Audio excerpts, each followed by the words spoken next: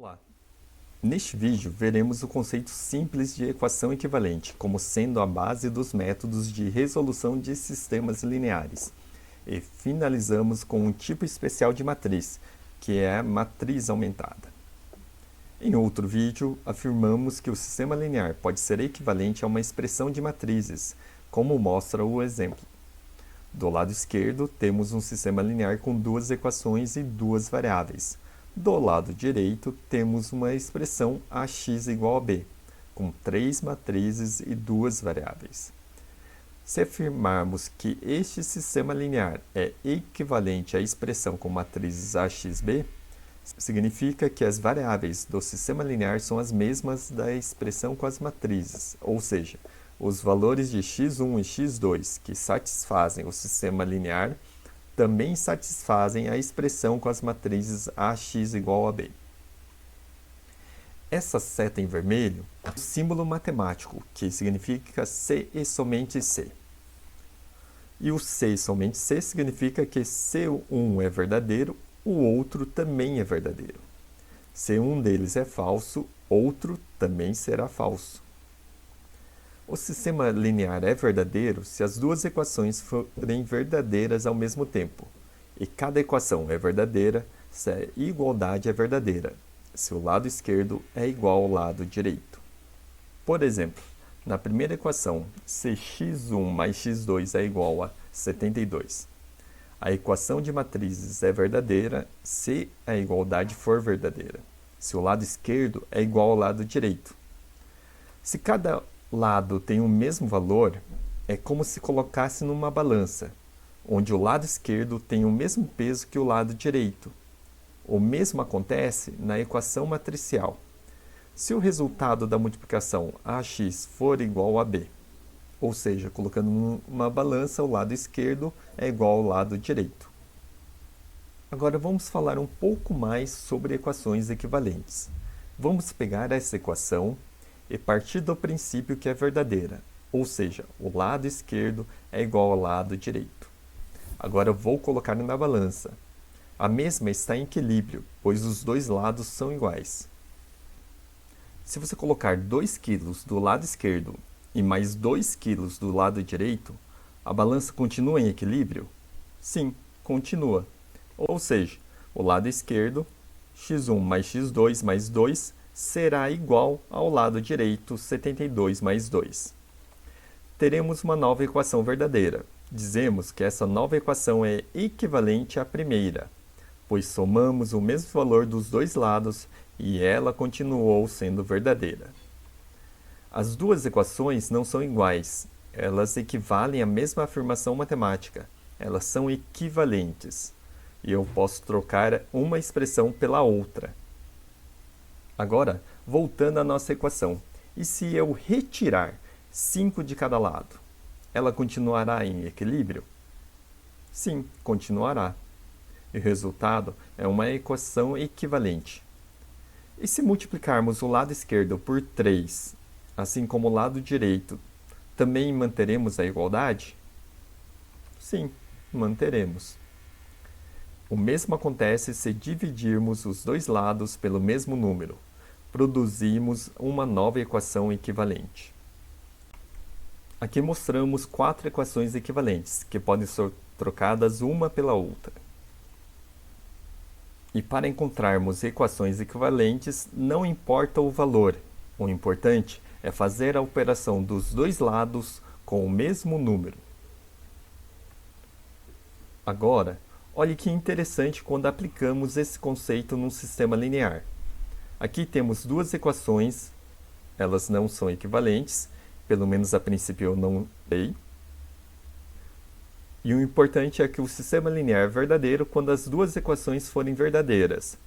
E a outra coisa que sei do lado esquerdo de cada equação é igual ao lado direito da mesma equação. Ou seja, sei que x1 mais x2 é igual a 72. Onde tiver 72, eu posso substituir por x1 mais x2. Assim como onde tiver x1 mais x2, posso trocar por 72. Na mesma lógica, onde tiver x1 menos 2x2, eu posso trocar por zero.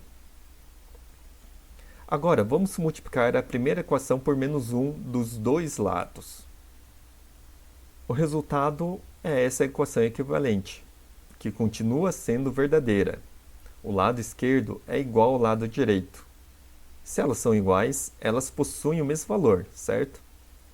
Não pense no número nem nas variáveis, pense como sendo um montante, que é igual a outro montante, ou um objeto que tem o mesmo valor do que o outro.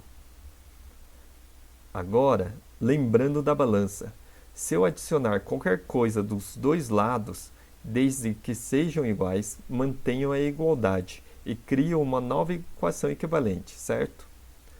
Logo, se os dois lados dessa equação destacada, de novo, se esses dois quadrados azuis são iguais, o objeto da esquerda é igual ao objeto da direita. Logo, se eu pegar a segunda equação do sistema linear e somarmos os objetos destacados em cada lado, teremos uma nova equação equivalente à segunda equação, certo? Agora, simplificando com x1 menos x1, fica zero. Agrupamos x2 e temos essa nova equação. Dividindo por menos 3 dos dois lados, teremos que x2 é igual a 24. E assim, chegamos a uma equação equivalente à segunda equação.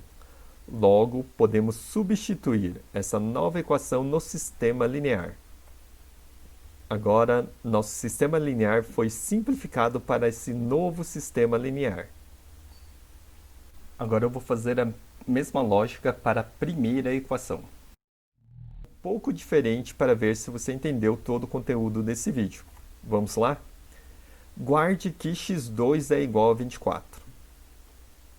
Agora, vamos analisar apenas a primeira equação e vou diminuir x2 dos dois lados da equação. Agora, vamos simplificar o lado esquerdo. Agora, lembra que x2 é igual a 24? Logo, vamos trocar o x2 por 24. Equação equivalente à equação equivalente, chegamos que x1 é igual a 48. Logo, essa equação irá substituir a primeira equação.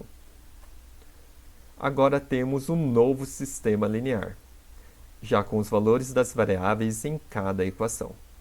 E também apresentamos aqui um método para a resolução de sistemas lineares através de equações equivalentes.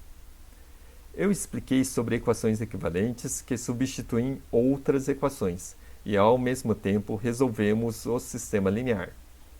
Vocês devem ter notado que é bem semelhante ao método de resolução chamado de escalonamento e demais variações. Agora, vocês podem ter certeza de que são métodos baseados em equações equivalentes. Veremos mais para frente um método mais organizado e que pode ser facilmente implementado em algoritmo computacional, o chamado método de Gauss-Jordan, para a resolução de matrizes. Vamos só organizar em ordem os três sistemas lineares equivalentes. O primeiro do problema original, o segundo, após encontrar a equação equivalente para a segunda equação, e o último sistema, após encontrar a equação equivalente para a primeira equação. Analisando os sistemas lineares, todos estão organizados com as variáveis nas colunas correspondentes, ou seja, x1 na primeira coluna, x2 na segunda coluna. Agora, podemos lembrar que já explicamos sobre um sistema linear ser equivalente a uma equação de matrizes. Analisando as três matrizes, na primeira matriz estão os coeficientes das variáveis, mantendo na primeira coluna os coeficientes de x1 e na segunda coluna os coeficientes de x2. A matriz coluna com as variáveis nas mesmas ordens, x1 e depois x2. E a última matriz coluna contendo os termos independentes, 72 e 0. Essas últimas matrizes mostradas representam o segundo sistema linear. Note a ausência da variável x1 na segunda equação e a presença do zero na matriz dos coeficientes na posição correspondente. Agora veja as matrizes para o sistema linear que apresenta os resultados. Note que a matriz de coeficientes é uma matriz de identidade. Quando a matriz de coeficientes chegar a ser uma matriz de identidade, os termos independentes serão a solução do problema, ou seja, os termos independentes formam o conjunto solução. De modo genérico, uma conclusão que podemos tirar é pensar que se partirmos de um sistema linear e mudando as equações por equações equivalentes até chegar no formato do último sistema linear, com uma variável em cada equação, ou a matriz identidade, teremos encontrado o conjunto solução. Outro detalhe a ser observado. Quando analisamos as matrizes de todos os sistemas lineares, vemos que a matriz de variáveis ela nunca muda, assim como nunca muda a posição dos coeficientes para cada variável. Logo, a matriz de variáveis é importante, mas se repete nos sistemas lineares. Cabe observar que a primeira coluna se refere aos coeficientes da variável x1 e a segunda coluna aos coeficientes da variável x2. Logo, se tivermos consciência de que a primeira coluna se refere a x1 e a segunda a x2, podemos usar a notação de matriz aumentada. Enfatizo, se definirmos no início a ordem das variáveis, podemos suprimir as mesmas, usando a notação de matriz aumentada, que coloca junto os coeficientes das variáveis e os termos independentes. É uma notação de representação. A matriz aumentada é uma representação do sistema linear em uma única matriz. Agora, podemos chegar à mesma conclusão já citada. Se representarmos o sistema linear numa matriz aumentada e irmos fazendo operações em cada linha, de modo a sempre manter a equivalência e com o objetivo de chegar à matriz identidade, a última coluna da matriz aumentada conterá a solução do sistema linear. Essa estratégia é utilizada em diferentes métodos já citados, como escalonamento e Gauss-Jordan. Vocês já devem ter visto sobre o método de escalonamento. Veremos na próxima aula sobre o método Gauss-Jordan. Até a próxima!